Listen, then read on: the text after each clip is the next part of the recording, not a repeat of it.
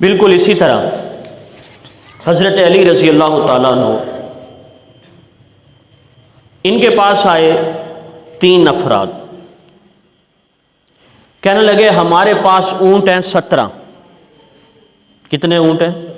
17 اونٹ ہیں، اور بندے 3 ہیں ہم، ایک کو حصہ دینا ہے آدھا، دوسرے کو حصہ دینا ہے تہائی، اور تیسرے کو حصہ دینا ہے 9واں۔ اور اونٹ کتنے ہیں؟ غور کیجئے، 17 اونٹ ہیں، بندے 3 ہیں، ایک کو آدھا حصہ، دوسرے کو تہائی تیسرا حصہ، اور تیسرے کو 9واں حصہ۔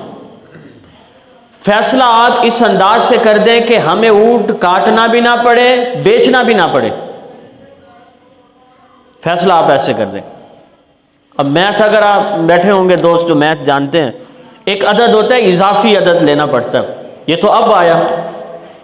حضرت علی رضی اللہ تعالیٰ نے فرمایا اپنے عملے سے کہ بیت المال سے ایک اونٹ لے آؤ۔ اونٹ آ کے ساتھ کھڑا کر دیا۔ اب کتنے ہو گئے؟ 18 ہو گیا۔ آپ نے پہلے کو بلایا، تمہارا کتنا حصہ؟ اس نے کہا آدھا۔ فرمایا 9 لے جاؤ۔ دوسرا آ گیا، آپ کے کتنا حصہ ہے؟ تیسرا۔ تو فرمایا 18 میں سے تیسرا حصہ 6 لے جاؤ۔ کتنے چلے گئے؟ 15۔